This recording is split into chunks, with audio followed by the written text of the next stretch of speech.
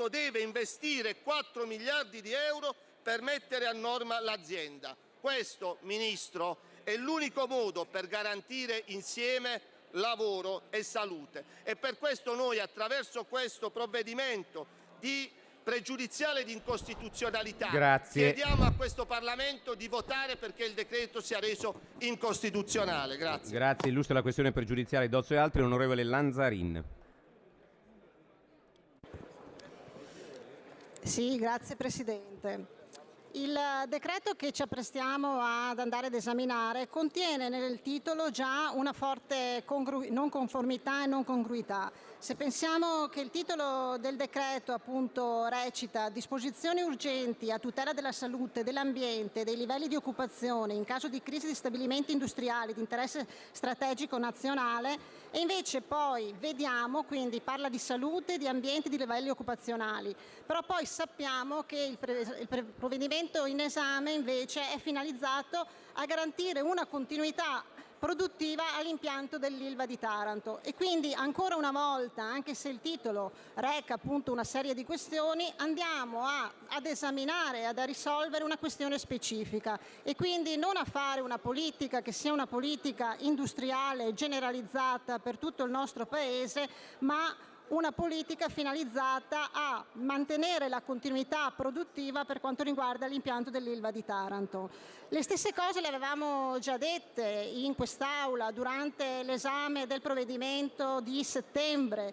in cui era stato venduto come un provvedimento che doveva risolvere il problema occupazionale, che doveva risolvere il problema ambientale, doveva risolvere il problema della salute e quindi garantire i cittadini che abitano soprattutto vicino a questo impianto così importante, ma anche con un impatto così grosso e devastante appunto per il territorio. Però, come abbiamo potuto vedere, come vediamo appunto per quello che ci apprestiamo ad andare ad esaminare e a votare, il decreto di settembre non era un decreto come era stato ventilato, come era stato venduto, come era stato proposto, ma era un decreto che alla fine non ha portato nessuna miglioria, non ha portato nessun risultato positivo. Anzi, probabilmente ha peggiorato la situazione. Inoltre non dobbiamo dimenticare che con questo decreto inizia un sentiero, diciamo così, nuovo, un sentiero che creerà sicuramente un precedente importante per questo Paese, perché soprattutto c'è la violazione del principio di separazione dei poteri tra poteri dello Stato e poteri della magistratura,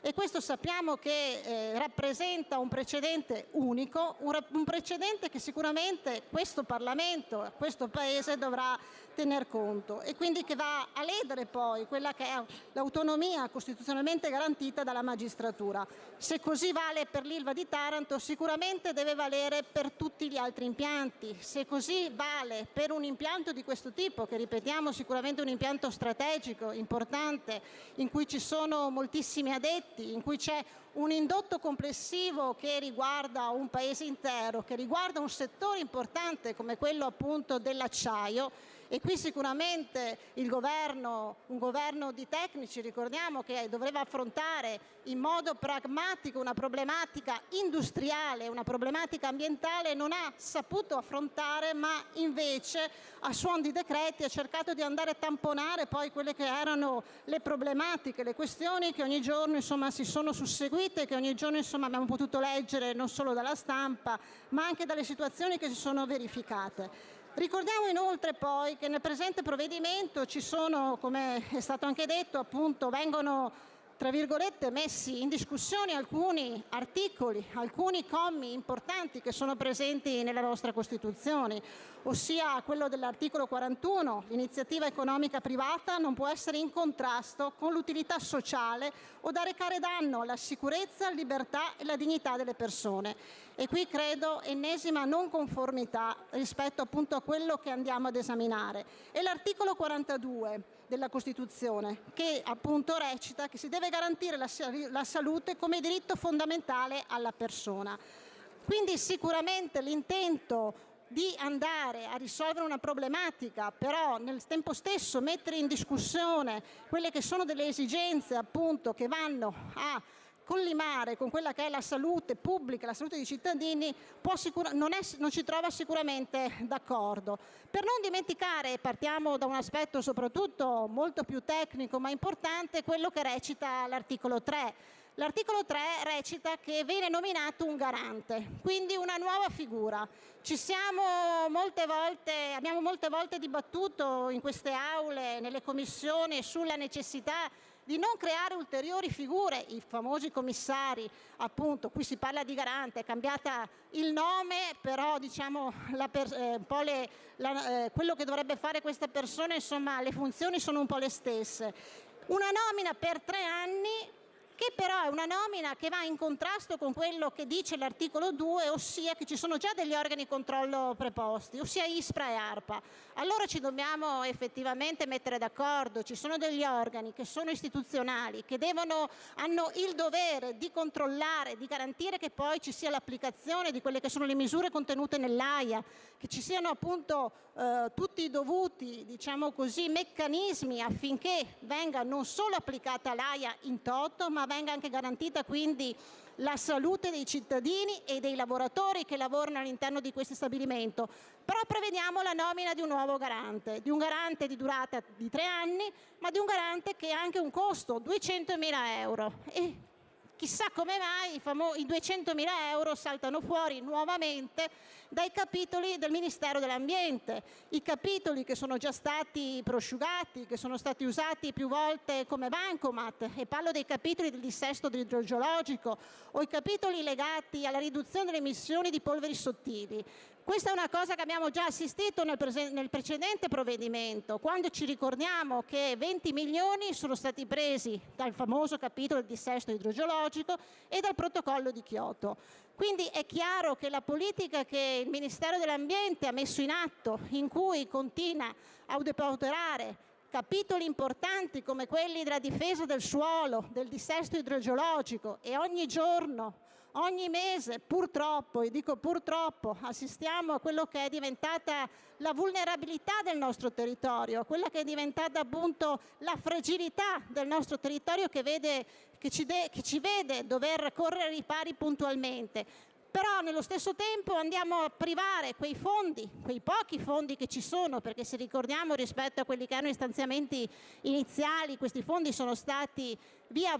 decurtati, sono stati via ridotti, ma andiamo a decurtarli ulteriormente poi per situazioni come queste, e in questo caso per andare a pagare per 3 anni un garante. Un garante che deve sovraintendere, quando, come abbiamo detto, ci sono già degli altri organi preposti, ISPRA e ARPA. Quindi credo che in un momento in cui ci viene predicata la spending review, il momento in cui il governo dei tecnici fa di tutto per ridurre la spesa pubblica e quindi cerca di eliminare gli eccessi, che venga introdotta una figura di questo tipo con dei costi aggiuntivi, credo che sia una contraddizione vera e propria, una contraddizione che non può trovare una sua logica, a meno che il Ministero stesso non si fidi dei propri organi, non si fidi dei propri bracci destri, che sono quelli che dovrebbero essere preposti al controllo e quindi alla verifica che poi sia applicata quella che è appunto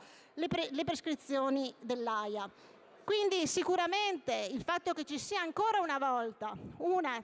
non uniformità, ci sia non un'equità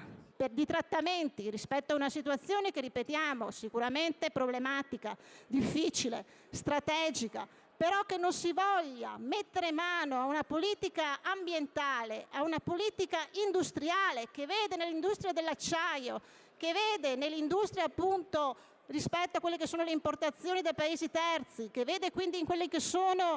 possono essere delle strategie che possono rilanciare un settore pesante come questo, che non è stato considerato da questo governo, che non è stato considerato, ma anche da un punto di vista ambientale, perché ricordiamoci che qui parliamo di siti ambientali strategici. Quanti ce ne sono siti ambientali strategici? Al nord, al centro, al sud. Quindi l'Ilva rappresenta sicuramente in questo momento un problema contingente, ma un problema che non può essere un problema isolato, ma un problema che deve essere visto nella totalità. Per queste ragioni, e proprio perché non possiamo pensare che dei soldi che servono per la messa in sicurezza del Paese, un Paese che, come ho detto, è fragile e vulnerabile, vengano impiegati in questo caso per degli sprechi, per assumere persone nuove di cui sinceramente non pensiamo ce ne siano bisogno, per tutte queste ragioni con la nostra pregiudiziale appunto chiediamo di non procedere con il proseguo di questo provvedimento.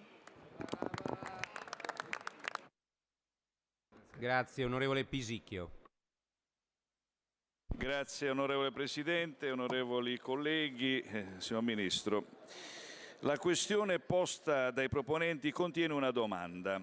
Questo provvedimento è compatibile con il dettato costituzionale? Vi è contrasto con gli articoli 32 e 41 della Costituzione? La nostra opinione è che il decreto sia compatibile con l'impianto costituzionale. Non contrasta infatti con il primo comma dell'articolo 32 che, ponendo tra i compiti della Repubblica la tutela del diritto di ogni individuo alla salute, implica un'azione positiva da parte dei pubblici poteri affinché tale tutela possa avere effettività. E il provvedimento in tutta evidenza si fa carico di quell'obiettivo, avendo riguardo non solo alle persone impegnate nell'attività di produzione, ma anche agli interessi più generali della collettività, dettando vincoli precisi alla produzione con riferimento alle prescrizioni contenute nell'autorizzazione integrata ambientale.